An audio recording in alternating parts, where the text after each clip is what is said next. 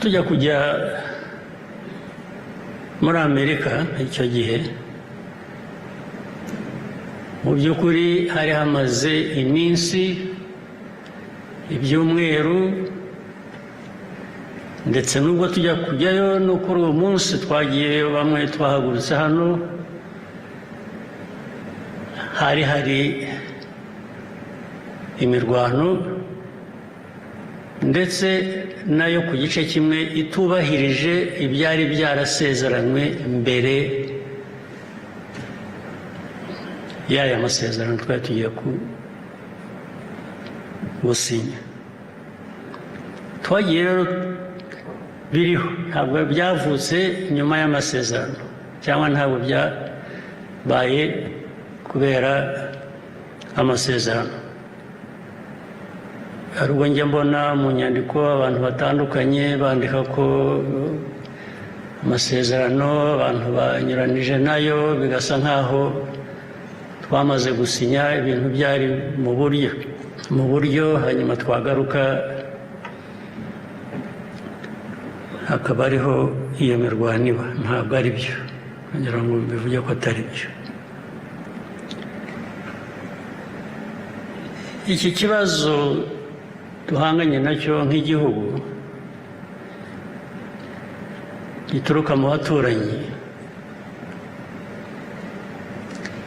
ni ikibazo gifite amateka, gifite politiki, gifite ibintu byinshi bidasobanutse. Kugira ngo rero bisobanuke bihe abantu umurongo w'amahoro dukeneye, amahoro turayakeneye, ndetse sinzi ko hari abantu bakeneye amahoro kurusha u Rwanda.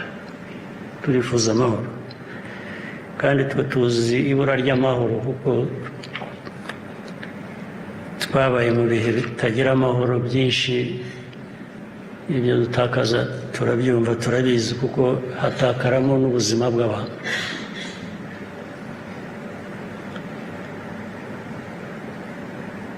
Iyo mbona rero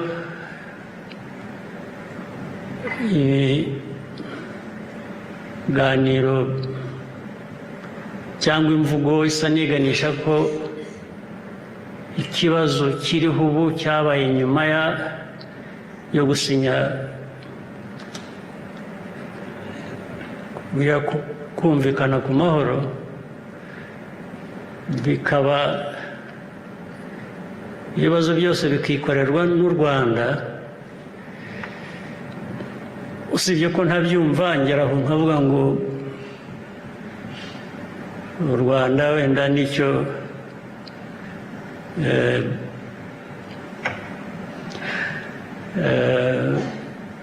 navuga se ko aricyo twaremewe kwikorera ibibazo byacu tukikorera n'iby'abandi. Ntabwo numva ari byo,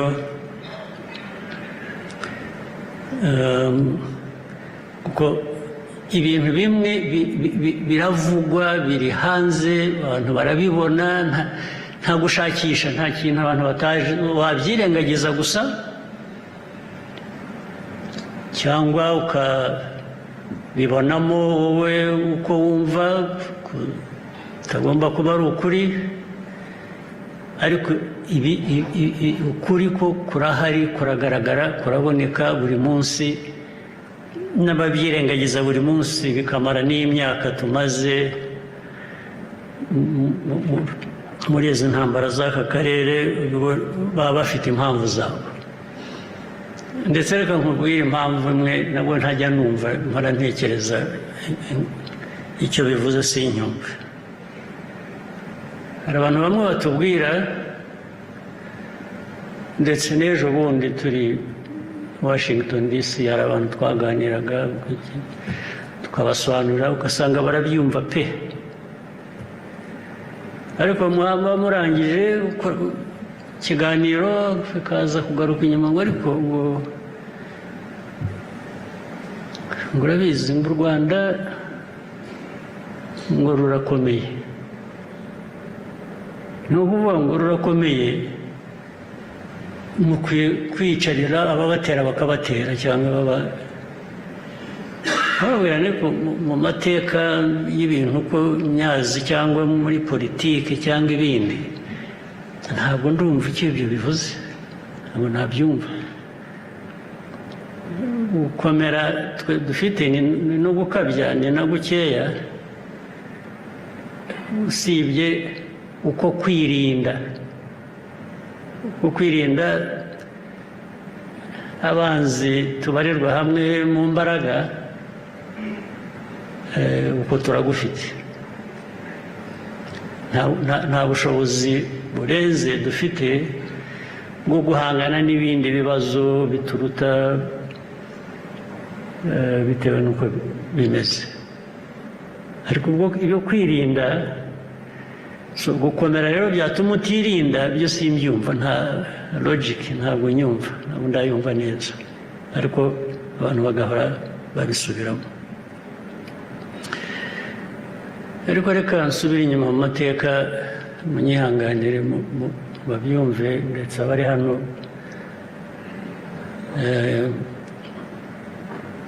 bahagarariye ibihugu byabo hano cyangwa imiryango mpuzamahanga. Aya mateka n'ibi bibazo bigerekwa ku Rwanda birimo ubugome n'ibinyoma byinshi bingana, kandi bifitanye isano n'amateka yacu. Ndabaha urugero. Muribuka intambara muri Eastern Congo zigitangira, habanjeyo ingabo za East Africa.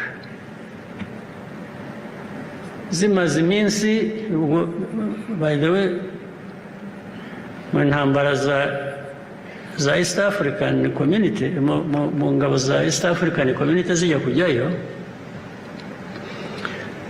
habayeho kuvuga ngo u Rwanda ntirugire ingabo rutanga muri izo ngabo za East African Community, kubera ko Kongo itabishakaga. Turabyemera pe, turababwira tuti rwose ntabwo u Rwanda rukeneye kujya muri izo ngabo, tutahubwo nimutugirira neza izi ngabo zigiyemo zizafashe gukemura ikibazo cyacu kiri muri Eastern Congo, ikibazo kireba u Rwanda. Nabyo mu byo muzitaho muzabyiteho. Birangira bityo. Hashize igihe gito barazirukana. Kongo, leta ya Kongo yirukana ingabo za East African Community zitarimo n'u Rwanda. Ariko muri uko kuzirukana, Kongo ihitamo kwirukana abandi, isigarana abandi. Mu yasigaranye bamwe, isigarana ingabo z'u Burundi. Biravuga ngo ni gusigara kuko bari bafite ubwumvikane bahuriyeho, nabwo bufitanye isano n'amateka yacu.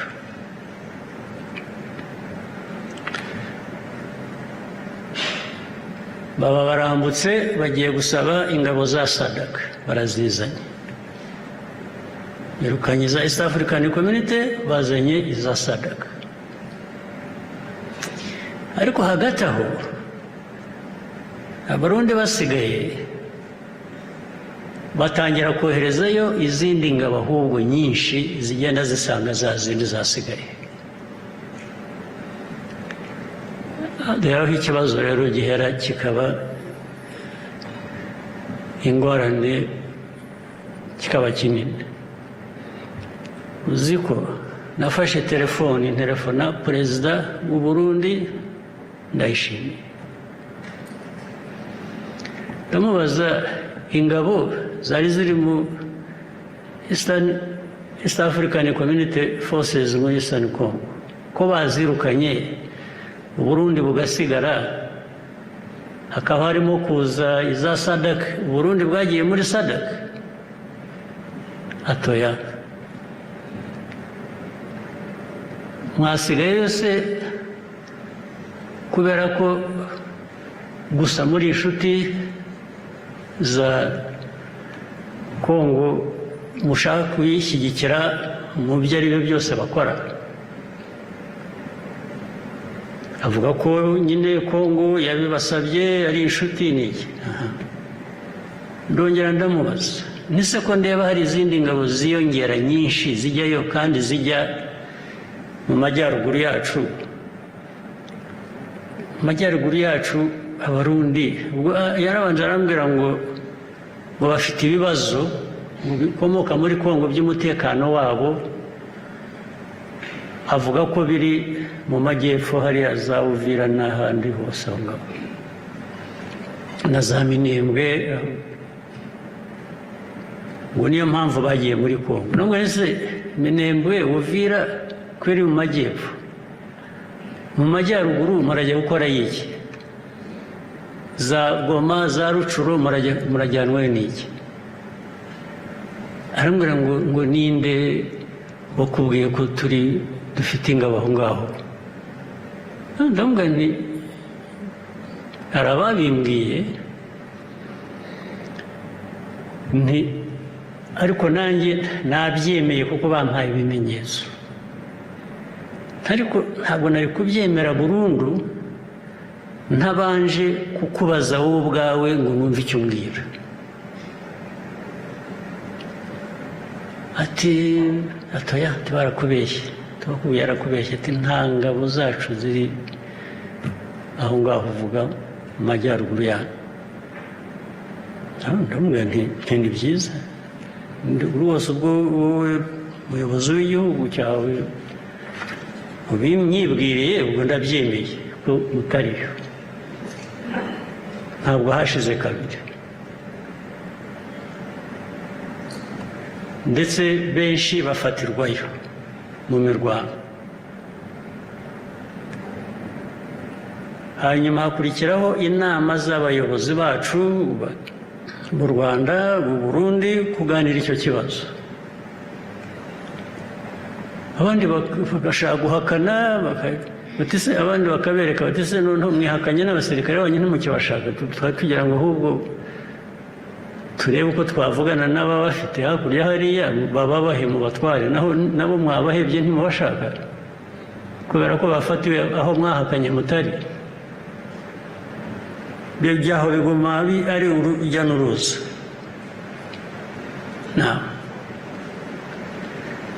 Ibyo byose rero, hanyuma niba mwibuka ahantu za Warikare hari imirwano yahabereye, ndetse abantu aba badufashije kugera kuri aya masezerano baradusaba ngo dukoreshe ubushobozi bwacu, dusabe bariya bari bagiye za Warikare n'iki bahave, noneho bahereho bashaka uburyo bwo kumvikanisha abantu ngo twinginga bahafashe barwana hariya hakurya FCM 23 barahava basubira inyuma. Bakimara kuhava batyo, ingabo z'abanyekongo ziraza zirahija zirahafata. So tukabwira izi nshuti zacu badusabaga ngo tugire intervention, kabiri tusubu muzongera kutubwira ngo dufashe tubikore, kandi haba ibintu nk'ibi ngibi